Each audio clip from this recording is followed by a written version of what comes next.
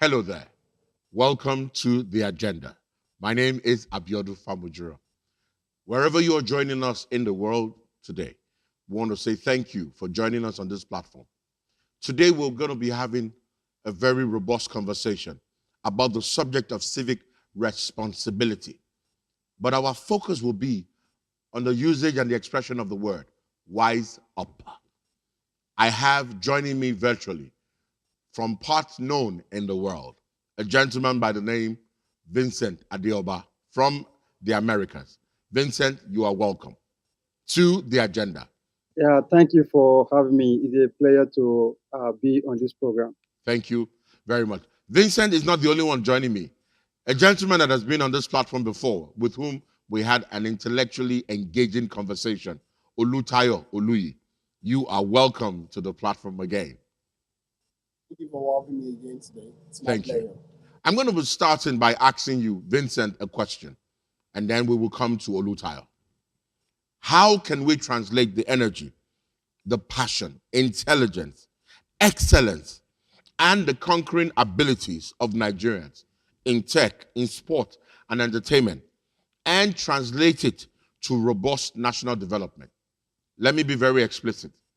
In recent times in the nation Nigeria, Nigerians outside the shores of Nigeria and outside the continent of Africa are doing remarkable things. In entertainment, closing down stadiums, closing down festivals. In tech, doing phenomenal things. In governance outside the country, elected to high positions of influence. And even in the place of sports. How do we translate this to robust national development in Nigeria? Mr. Vincent. Yeah, thank you. And I think that's a very important question that we need to provide an holistic answer to, right? I believe over the time, the government has not done enough to provide enabling environment for young people so as to be able to maximize their potential towards national development. And that is why you see when young people are able to travel outside the shore of Nigeria and they have access to resources, right, they are able to excel. Like you've mentioned a lot of names, some of these people, they had to leave Nigeria before they were able to maximize their potential. These were young people that this talent was right inside them in Nigeria. But because the government over the time and the society itself has not done enough to encourage the young people, they had to leave. And they went to a nation where talents and excellence are appreciated. And they provide you the necessary opportunity you need and a platform you need to be able to maximize your potential. And that's why you see a lot of young Nigerians today that are leaving the shore of the country and go outside there to more developed country where they have opportunity and they're able to excel. For example, before I left Nigeria, I was managing a startup, right? And we're doing well in the market until government policy and some challenges that can be managed only by the government, push us out of the market where we were operating. It was a startup that had potential to employ thousands of people in Nigeria. But because we couldn't get government support, the environment was not friendly, right? We had to restructure our operation and we had to lay off a lot of people. And this is a challenge that an average young Nigerian they face on a daily basis. Government has failed in their responsibility to provide enabling environment for young people and for businesses to maximize their potential. Mr. Vincent, And sorry yes, to interrupt you. I okay. hear the word enabling environment, enabling environment. It's like a cliche. You need to, Mhm. what exactly is the enabling environment? What what Yeah, what so exactly is it specifically? Or give us okay. examples, because every time a lot of people are talking about enabling environment. Because a lot of people watching us will tell you, okay, enabling environment, what do you mean?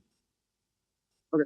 So when you're talking about an enabling environment, you start first from one infrastructure. Nobody in Nigeria today will deny the fact that we have a debt of infrastructure across the country. Even Lagos State that we refer to as the commercial capital of Nigeria today, right? In terms of infrastructure, there's still a lot of challenges. Talk about good roads, you talk about electricity, you talk about water, you talk about some of these basic amenities that are needed for businesses to thrive. right? Like you said, I'm outside the country. I relocated recently. Since we've been here for almost 8 months now, there has never been a time where probably, there was no electricity, right? In some part of Nigeria today, people still go for 3, 4 days without having access to light, right? And they have to incur extra expenses by fueling their generator or, developing an alternative source of energy to be able to power their business and manage their operation. So, and infrastructure is one. When you also talk about government policy, right? Government policy in Nigeria is not friendly enough. We all heard the story of Gokada. We all heard the story of Max.ng. These are legitimate businesses that have invested billions of naira into that business. And they were solving important and critical problems in the transportation space. But a single government policy, in a day, messed up the entire vision of these companies. They had to restructure their operation. Thousands of people that were fully engaged under this company before were laid off because of government policy. So in terms of government policy, government needs to do enough. Today, if you're a young Nigerian, we have an amazing idea, right? And you need access to capital. It's very difficult to have access to capital. If you go to some of these commercial banks, they ask you for as high as 30 to 40% interest on capital on an annual basis. You can't survive it. A business that you are just starting that is less than 6 months, and somebody is asking you that you are going to be paying 30 to 40% interest on capital, which is obviously not sustainable. It's not sustainable, right? Because this is a business that you are still testing your market. You don't have a market fit product yet, right? But these challenges are there, and there are some of them that if they want to reduce the rates for you to make it competitive, right? They ask you for collateral. I'm a child of a poor parent. There's no way I want to go to bank today, regardless of the fantastic idea that I have. If a bank asks me to go and bring collateral, I don't have any collateral to bring. Mr. Vincent, I know if I allow you, you will continue unabated because evidently you're a product of the inability to find an enabling environment within the environment that you were in that made you to get a new environment. Oluyi, translating the successes of Nigerians outside the shores of Nigeria to robust national development. What should we be doing? Oluyi. Can you come again? Can you recap? Translating Nigerians outside Nigeria and the continent of Africa are doing phenomenal things. From sports to tech to entertainment. When you say you are a Nigerian and you come into a space where you are being celebrated because you are doing great things. Vincent has said to us, there is no enabling environment, infrastructure, the financial institution, government policies. What is your recommendation on what can be done for us to have a robust national development that will change this narrative? Once again, I want to appreciate this program, the agenda, because I think this is kind of a venue for us to hear our view and also say one or two things for the government to shaping, to keep the pace that we really need to thrive as a nation. I want to go to what Mr. Vincent actually said, which were just the facts and the reality on the ground. He made mention of the policies and the government's activities in driving the development. Nigerians are doing quite well out there because they have the enabling environment and they have what it takes. But back here in Nigeria, even though our guys are still trying, the reality must also be told. We are trying, even when there are no enabling environment. But what we need to do basically is, I feel our younger generation has to be consistent. By the time we are consistent in what we do as young people and as a nation, I think we will get there. All right. Thank you very much, Mr. Oluyi. Before I ask the next question from either one of you, we're going to go on a short commercial break. When we return, we're going to be talking about japa. It is an expression that is very much familiar within the Nigerian lexicon, japa. But permit me to say this. We'll be back in a short while. Do not japa. Talk to you soon.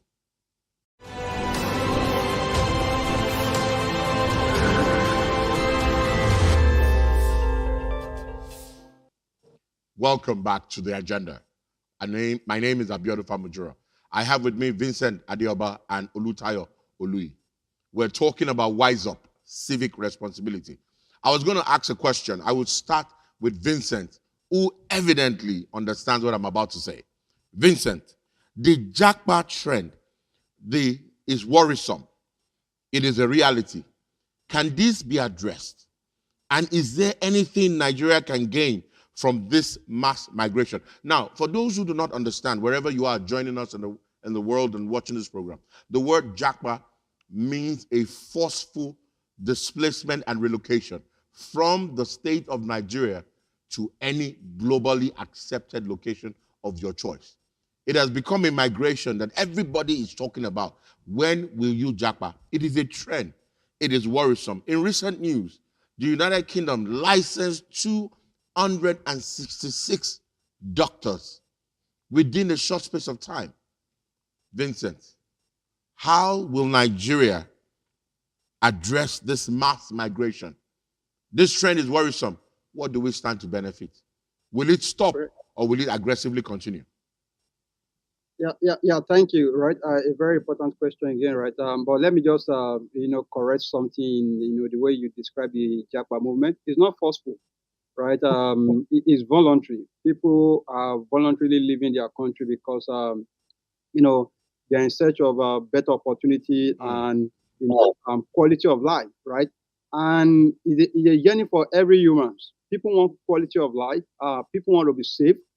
People want to live in an environment where they can maximize their potential. And when you talk about this Japa movement, right, people are running away from bad leadership, right? People are running away because over the time, the government of Nigeria has not done enough to provide an enabling environment that will help their people to maximize their potential. You have brilliant minds in Nigeria today that have solutions to some of the fundamental problem and existential problem that we are facing in Nigeria. But the mind of these brilliant people, have not been explored to solve this problem. Rather, government prefer to look to people that have no national interest, that have no mental capability and the capacity to lead Nigeria forward, to occupy important government offices. And it is the reason why Nigeria is not moving forward. If you're a Nigerian today and you were earning 500,000 in 2015, if you are earning 700,000 today in 2022, you are poorer with the 700,000 that you are earning today, right, compared to what you were earning in 2015. And these are issues that needs to be addressed. If Nigeria is a nation where opportunity are available to everyone, if Nigeria is a nation where people can maximize their potential, and if Nigeria is a nation that is working, people will not have reason, right, to leave their country in search of better opportunity. Which is why it is a forceful relocation. If okay, if the situation and the conditions were right, they would not leave. Necessity was laid upon us that people, Nigerians, had to move. That is the force of governance, the force of leadership based on your description. Correct. Okay. Mr. Oluyi, I think I'm correct now. Mr. Oluyi, let me ask Mr. Oluyi. Jackpot, the trend is worrisome. Can it be slowed? What is it that Nigeria stands to benefit from all this massive relocation? Yeah, what Nigeria stands to benefit has always been the benefit that has been in existence for decades, even before some of us were born. You understand? If you look at the leaders that we have today in Nigeria, at least we have so many of them who actually went on to school abroad and they came back. In all areas of life, we can name them in the entertainment industry, be it in whatever industry we have today in Nigeria. In any part of it, we have few of our leaders who schooled abroad and they're back. So they brought back to Nigeria the knowledge and the experience they had over there to bring some transformational change in Nigeria. At least we can still talk about late stage Awolowo. He schooled abroad and we can still pinpoint things he did in the southwest, in the western region back then.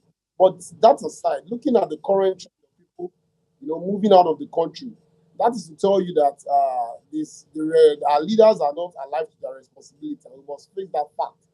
He has just mentioned challenging thing. United States of America is just too big for us to mention. If you go to Ghana, neighboring African countries, Ghana, South Africa, Kenya, Rwanda, these are places that some of us have gone to for conferences. You would see that hardly will you hear them complain about lightning. You won't hear them say they don't have electricity. And these are countries that naturally are not even up to Nigeria by population or by By size. land, by size, and yet their leaders are alive to responsibility. What can reduce the level of people moving out of Nigeria is our leaders, their life to responsibility. And now it is not just the leaders alone. Also, the citizens have one or two things to do. It is not enough for us to keep complaining that we have bad leaders, What are we doing to ensure that we eschew the bad leaders out of the system? What are we as citizens doing to ensure that we excuse them of this from the leadership that we are enthroning them into? Are people, those who are migrating today, I know when they get there, as much as they can see the difference, they also will see the difference of citizens being concerned about the development of the entire nation. You imagine a Nigerian who tell you, what's my business with the electoral process? What's my business with governance when I have my life to live? Yet, those who we give the opportunity to undo our economy, to undo our governance, are those who decide our fate as a people. So these are things that we must be conscious of. Yes, the only chance and the only available option for Nigerians today is to migrate. About 2-3 months ago, we had about the United Kingdom. The British embassy said they had about 35,000 applicants of Nigerians, to be precise, who are willing to go to UK for study. As I speak, I have more than 10 friends who have relocated to the United Kingdom. Those who have gone to US in the last 4 months. What are you still doing? Mr. Oluyi, before we continue, I need to ask a question. We're going to be going on a short commercial break shortly, but I'm going to ask a question. I'm going to ask this question as a foundation, such that when we come back, you will be able to answer. And this is the question: the perception of Nigerians outside Nigeria, globally, is a crisis. When you present your green passport at certain immigration in certain countries, you are treated less than human. You are almost dehumanized because of the international dimension of certain individuals perpetrating fraud, perpetrating court clashes in the countries where they have gone to visit, gone to stay, or just passing through. How do we re-engineer the perception of Nigeria in the global community beyond the tech, sports, and entertainment space? How do we re-engineer the perception of Nigeria in the global community? When we come back, we will be taking the response from Vincent and Oluyi. This is still the agenda. My name is Abiodun Famujuro. Stay tuned.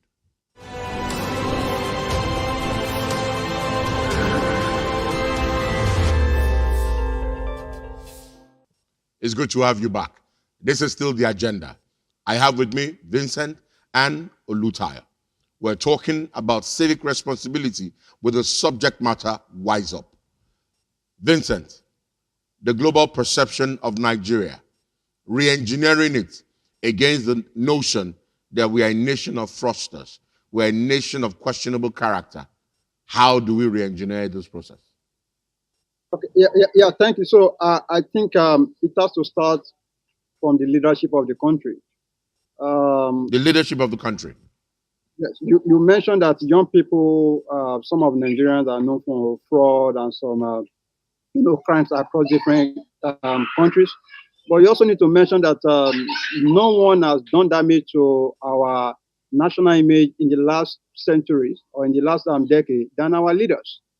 These are leaders that they embezzle billions of Nigerian funds, right, and keep in other countries where they are not needed. these people are the one we need to talk about first before we start talking about the youth, right? If we have leaders that are responsible, if we have leaders that are men and women of integrity, they can serve as a model, as an example to the young people in the country to believe in dignity of labor. But today you will see somebody that was probably driving in a pep, a keke napep on your street 2 years ago. Luckily, was able to get into House of Representatives, and before you know, is driving Oma, is driving Range Rover, right? So what salary are they getting in that House of Assembly, in that Senate, that will transform a man that was riding keke napep within 2 years, to have mansions in Ikoyi? And these are what the youth are seeing on a daily basis. They are not believing that there's a dignity in labor, right? And that's why today you go to every part of the country, you see a lot of young people, getting involved in crime because they want to become overnight success just like the politicians. So the what we can do is from the leadership, they must become a role model to the young people. Again, we must create opportunity that makes young people to believe that there's dignity in labor, right? People must be held accountable for every office that they hold. When somebody steals 8 billion, There and must there's be a there young must be consequence and judgment. and there's a young guy that have been working for 5, 10, 20 years and hasn't been able to even save up to 10 million naira in his account. And we have somebody on the national news that is being prosecuted for 80 billion. What other damage can you do to your country that such high level of crime? And most times these people, they get away with it. That is the problem of how people across the world are treating us. They see our leaders as corrupt people. They see our leaders as irresponsible people. And they see our leaders as people that do not have the interest of their people and the interest of their country at heart. And because of that, they also believe an average Nigerian represents who their leader are. Thank you very much, Vincent Adeoba. Very well put. This is a very delightful communication. Mr. Oluyi, your response to this as we round off. I think I have a very divergent view from what my... Please go ahead. Give it to us. To me, I believe it is a function of the society. It's a function of our individual personality. The reality is, when we say we have a Nigeria is not just the grass or the vehicles that move. It is the people. We need to start reorientating ourselves. Today, I am pretty sure that you were first. I am first Tayo. I'm first myself before I'm going to become whatever I want to become. It is me first before becoming a leader. Those who are leaders today, they were a function of the society at which they were bred on, or they were breeding, or breed from rather. Now we must start reorientating ourselves as a people of Nigeria. That there is a bad image we have out there. Recently, you talked about the court clashes. It started in South Africa, if you remember, before the xenophobic attack, where Nigerians who were into drug were killing themselves in South Africa. Is that the function of our leaders in Nigeria? Is it the function of a leader from here that actually told them in South Africa to start killing each other? Now, we saw what recently happened in Dubai also, where we had court killings, different court groups. Probably they had scores to settle from Nigeria, and they met themselves out there in Dubai, and they started killing each other, started fighting. Reorientating ourselves as people, that there is need to change the mentality of get quick rich syndrome.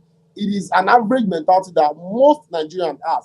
It is not the function of the leaders. Yet our leaders have so many things that we can blame them upon.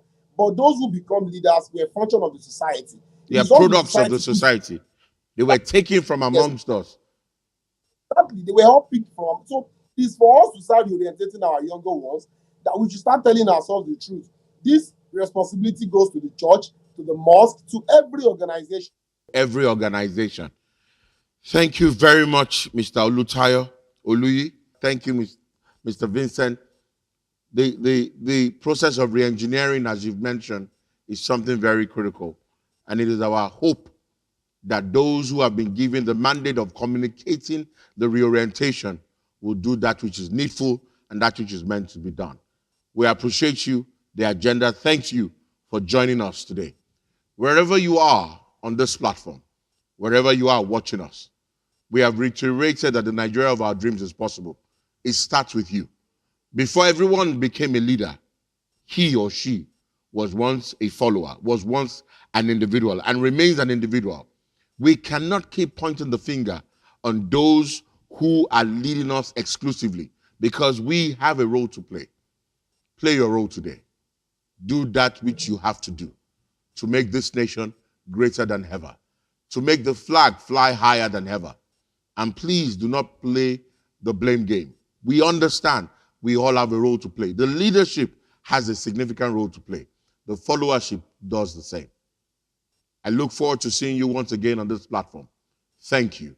And please remember, you can connect with us on our various social media platforms displayed on the screen. Engage us. We look forward to your feedback and your communication. This is the agenda. My name has been Abiodun Famujuro. Till I come your way again, try not to japa. Wise up now. Bye for now.